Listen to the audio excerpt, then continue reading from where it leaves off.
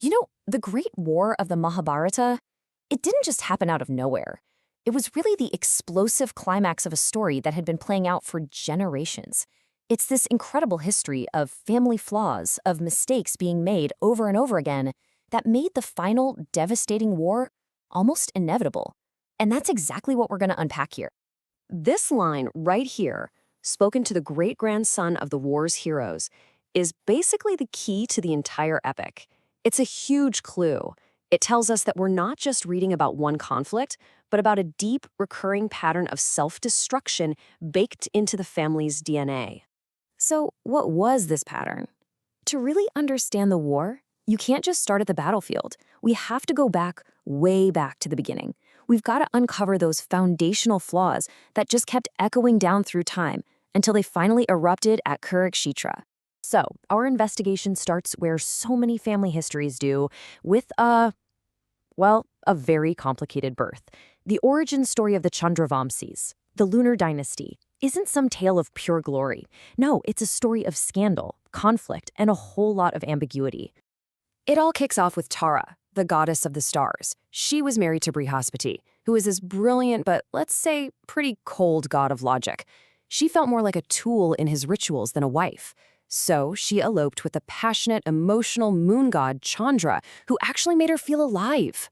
So right there, at the very root of the family tree, you see the first great conflict that is going to haunt this dynasty for generations, the battle between raw, untamed emotion and cold, hard logic. This tension is in so many ways the heart of their entire story. The gods all debated what to do, but in the end, pragmatism won out. They decided the rituals and cosmic order were just more important than Tara's happiness. So they forced her to go back to Brihaspati, setting up this critical theme for the family. Man-made laws and social rules will always override natural desire and what makes you happy. So when Tara returned, she was pregnant. And this is where it gets really messy. Both Chandra and Brihaspati claimed the child was theirs. A completely humiliated Brihaspati just lashed out and cursed the unborn child, saying he would be neither male nor female. Talk about a complicated start to life. And here's the incredible irony, right? The child was named Budh. He's the lord of Buddhi, the intellect, the very part of the mind that's supposed to distinguish truth from lies. And yet, his entire existence is founded on deception, a fight over his identity, and a bitter curse. This is the ancestor from whom all the great kings of the Mahabharata descend. Okay, so the dynasty is founded on this huge conflict between passion and law. Let's fast forward a bit to our next clue and see how this unchecked passion becomes this destructive, repeating pattern for Buddhist descendants. A few generations down the line, we meet King Pururava. He falls, and I mean hopelessly, in love with this celestial nymph, Urvashi. And to get her to marry him, he has to make this very specific, and you can tell, very fragile promise. He'll take care of her pet goats, and, crucially, never let anyone but her see him naked. Well, the other gods get jealous. They trick him, he ends up breaking his promise, and just like that, Urvashi has to leave him. Pururava is so completely consumed by his passion and his loss that he literally goes mad and is declared unfit to rule. His desire, his obsession, leads directly to his downfall. And would you believe it, history just repeats itself. Generations later, we meet King Shantanu, who is the grandfather of the Pandavas and Kauravas. He is so mesmerized by the river nymph Ganga that he makes a very similar, incredibly reckless promise. He will never, ever question anything she does. You can see the pattern is now set in stone. Kings undone by their passion for these otherworldly women. Now, alongside this really destructive passion, another theme starts to bubble up. And this one is going to be right at the heart of the final war. The conflict between inheriting power just by being born versus actually earning it through your character. Let's talk about King Dushyanta. He's out in the forest, he marries this hermit's daughter, Shakuntala, but then he goes back to his court, back to his advisors, and he starts to worry about his reputation. So when she shows up with their son, Bharata, he just publicly denies them both. He chooses what people will think of him over his own wife and child. But Shakuntala, wow.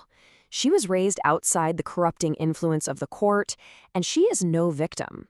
She stands there in front of everyone with this immense dignity and speaks this powerful line. She's not there begging for herself. She's there to secure her son's identity, his name, his rights. It's an amazing moment. So, years later, Dushyantya's son, King Bharata, faces his own crisis. He has biological sons, but in his eyes, they're just not worthy to rule. He's at this huge crossroads. Does he give the kingdom to an unworthy heir just because of his bloodline, or does he find someone who is truly capable? And Bharata makes this incredibly noble choice. He performs a ritual, is granted a son named Vitata, and he adopts him and makes him his heir. He establishes this amazing principle that merit is more important than blood. This is a lesson, a really, really important lesson, that will be tragically forgotten by his descendants. Which brings us to our final, and maybe the most toxic pattern that's woven into this family's history, the selfish demands of the older generation, creating these absolutely crushing burdens for the younger one. The ultimate example of this is King Yayati. He has this secret marriage, it angers his father-in-law, and boom, he's cursed with premature old age. But instead of just accepting his fate, he goes to his sons and demands that one of them trade their youth for his old age. And his youngest son, Kuru, actually agrees. He sacrifices his own life so his dad can keep enjoying worldly pleasure. I mean, this story is so potent, it's actually given rise to a real psychoanalytic theory called the Yayati complex. Now, you've probably heard of the Greek Oedipus complex, right? Where the son wants to overthrow the father. Well, the Yayati complex is the complete inverse. It's where the father demands and gets sacrifice from the son. It's this worldview where the older generation always dominates, basically strangling the future. It's a dynamic where tradition is preserved at the cost of any real progress. And Yayati's selfishness, it wasn't just limited to his sons. To pay off a debt he owed, he literally gave his daughter, Madhavi, to a sage and told him to offer her to 4 different kings in exchange for horses. He treated his own child like she was just a commodity, something to be traded for his own benefit. But the story doesn't end there. After being used and thrown away, Madhavi doesn't seek revenge. Years later, when her father is cast out of heaven, she actually convinces her sons to give their spiritual merit to him to save him. She chooses forgiveness. It's a moment of just profound wisdom, and it's yet another lesson that will be completely lost by the time we get to the Great War. So when you put all these clues together, the picture becomes crystal clear. The Mahabharata war wasn't just caused by a single argument over land.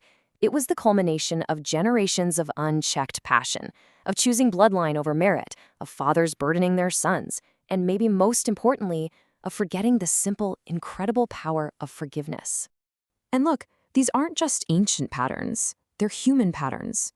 And that's what this ancient story does. It forces us to look at our own histories, both our personal ones and our collective ones.